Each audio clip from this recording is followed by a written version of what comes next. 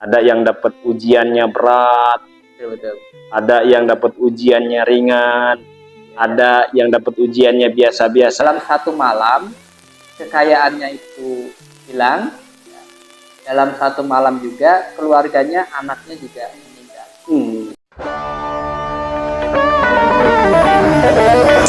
Yuk kita bongkar.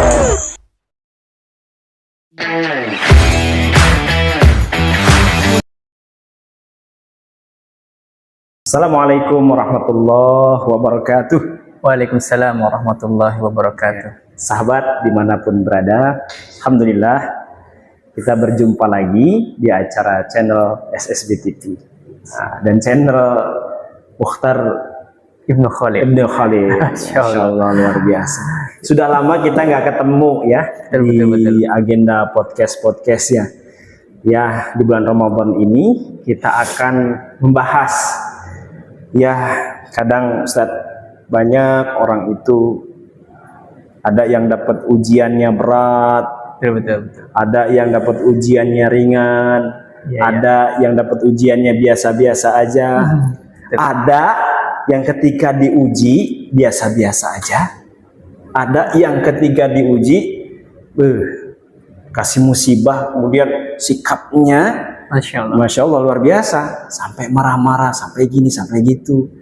Ada ya acuh tak acuh, ada juga yang begitu, ada yang sabar dan ikhlas. Nah, teman-teman semua, hari ini kita akan membahas dengan Ustadz Mukhtar Ibnu Khalid tentang apa?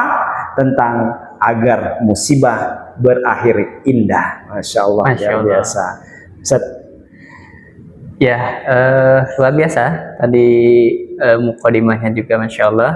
Memang ini kondisi manusiawi ya. Manusiawi kita, bahwa kadangkala kita memang sakit, musibah itu adalah sesuatu yang sunatullah, manusiawi, sesuatu yang memang tidak ada yang bisa menghindari, tidak ada yang bisa menolak.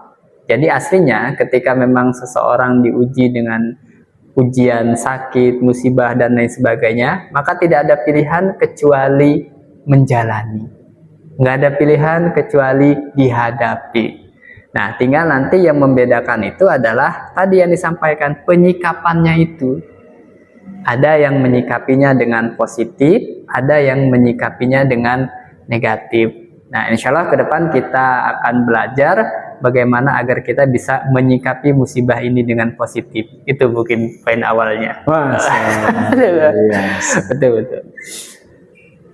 Oh, Ustaz, iya, sebetulnya apa ya? Kebanyakan orang diuji itu jarang yang menyikapinya dengan positif. Betul. Kebanyakan ketika, ya saya pribadi aja ya, saya pribadi pernah ditinggalkan anak, Ustaz. Wow. Anak lahir yang udah ditunggu-tunggu, kemudian meninggal. Masya Allah. Awal tuh ya Allah, luar biasa sikap kita itu seperti apa ya? Cuma ya, jelas, bagaimana nih supaya kita itu ketika diuji yang sangat berat bisa bersikap positif terhadap Allah Subhanahu Wa Taala.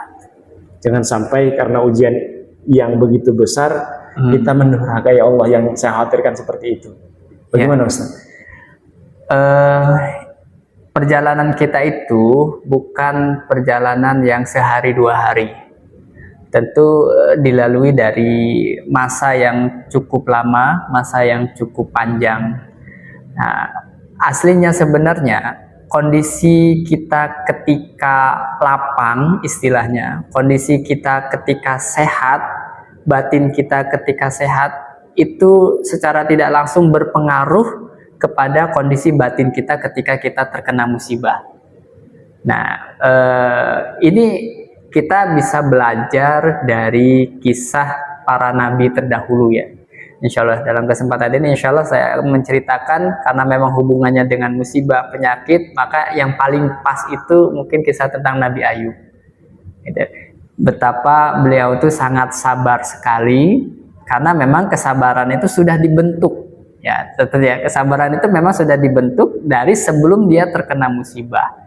Nah, aslinya orang yang mungkin dia bisa bersabar tadi ketika menerima musibah, ujian dan lain sebagainya, karena memang dalam dirinya sudah ada bekal untuk dia bisa bersabar dalam menghadapi ujian itu. Namun, tetap mungkin sisi manusiawinya juga pasti ada saja hal-hal yang mungkin akhirnya menjadi tadi jadi nggak sabar, sangat terpukul misalkan dan lain sebagainya. Padahal kalau kita melihat dari sebuah hadis disebutkan inna idhomal jaja min idhomil bala gitu kan, bahwa sesungguhnya ma'a idhomil bala, maaf, semakin besar ujian seseorang itu semakin pahala seseorang itu berdasarkan seberapa besar ujiannya gitu maksudnya. Jadi maksudnya semakin besar ujian seseorang, ya tentu pahalanya semakin besar gitu kan. Nah, nanti kalau orang tersebut dia ridho dengan ujian itu, maka Allah pun ridho. Tapi kalau orang tersebut tidak ridho dengan ujian itu, maka Allah pun murka dengan orang tersebut gitu kan. Nah, insya Allah nanti kita sampaikan tip-tip bagaimana cara bagaimana Nabi Ayub ini bisa keluar, bisa menjadi orang yang sabar ketika dia mendapati ujian seperti itu. Insya Allah. Luar biasa.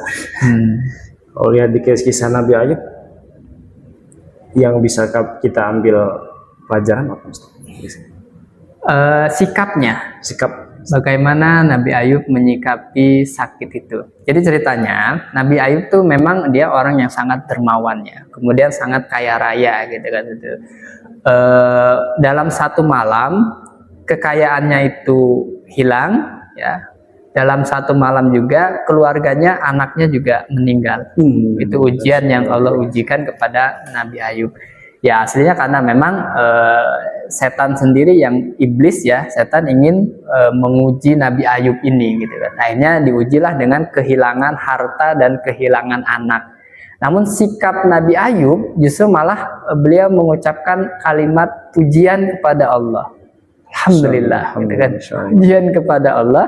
Nah, ini justru malah yang membuat setan itu ya jadi marah gitu kan, tidak menerima dengan penyikapan Nabi Ayub ini, yang akhirnya kemudian setan pun menimpakan penyakit kepada Nabi Ayub. Ya tentu ya dengan izin Allah gitu kan, seperti itu. Maka kalau kita sering dengarkan doanya Nabi Ayub ini, Ani masaniyadur wa anta arhamur rahimin. Nah kalau di ayat yang lain kan, Ani masanya syaiton. Jadi penyakit itu setan yang menimpakan gitu kan, kata Nabi Ayub. Tapi nanti Masya Allah itu kalimat itu menandakan betapa lembutnya hati Nabi Ayub sebenarnya. Kelembutan Nabi Ayub, dan Nabi Ayub itu termasuk manusia yang sangat mengenal Allah Subhanahu wa taala. Nah, kebetulan kan di materi Sanlat itu tema saya kan tentang mengenal Allah, dan saya ceritakan kisah Nabi Ayub ini. Kenapa? Karena Nabi Ayub ini adalah nabi yang sangat mengenal Allah Subhanahu wa taala. Nah, penyikapan Nabi Ayub ketika sakit, dia tetap selalu berbaik sangka kepada Allah, tidak mengeluh, bahkan tidak ada dalam riwayat satupun Nabi Ayub meminta kesembuhan kepada Allah Subhanahu wa taala.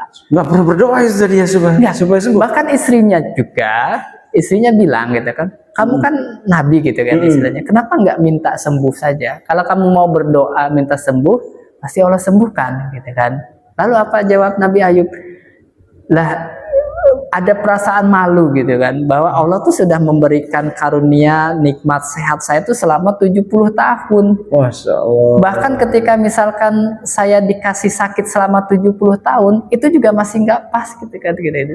Jadi ada perasaan malu, masa ya baru sakit misalkan menurut bahasa kita ya, betul, baru 1 tahun 2 tahun udah minta sembuh, padahal dikasih sehatnya sudah 70 tahunan gitu kan. Jadi ada bukan ini, jadi nggak terucap gitu ya. Ini pelajaran kita tuh. Nabi Ayub tuh sampai nggak keucap gitu, kalimat minta sembuh tuh nggak ucap karena saking malunya. Ada nggak enakan gitu, perasaan nggak enak dengan Allah gitu kan. Allah tuh sudah memberikan karunia yang banyak. Selama 70 tahun tuh kan diberikan kekayaan, diberikan anak, diberikan nikmat yang demikian luas gitu kan, seperti itu. Akhirnya ketika baru misalkan 1 tahun 2 tahun diuji dengan sakit, dia malu untuk meminta sembuh. Makanya nggak ada redaksi kalimat bahwa Nabi Ayub itu meminta sembuh tuh nggak ada. Gitu. Insya Allah kita diuji sakit aja Ustadz, baru seminggu udah mintanya, ya Allah sembuhin, ya Allah sembuhin, ini badan demam aja ya Allah. Aslinya minta sembuh boleh saja, justru Boleh, itu dianjurkan selagi mintanya sama Allah, bukan kepada orang lain gitu kan. Hanya kalau kita yang ingin kita belajar dari kisah Nabi Ayub itu adalah penyikapan batinnya dia itu gitu kan, betapa menerimanya Nabi Ayub dengan takdir itu, dan akhirnya tadi sampai lisannya tuh enggan untuk mengucapkan kalimat permohonan meminta sembuh itu. Ya sebenarnya nggak masalah kalau misalkan ada yang sakit mau minta sembuh, boleh saja. Tapi coba misalkan kita belajar dari tadi ya, dari kisahnya Nabi Ayub, doanya Nabi Ayub tadi kan, Robbi anni masaniyadur wa anta arhamur rahimin. Itu cuma 2 kalimat itu saja.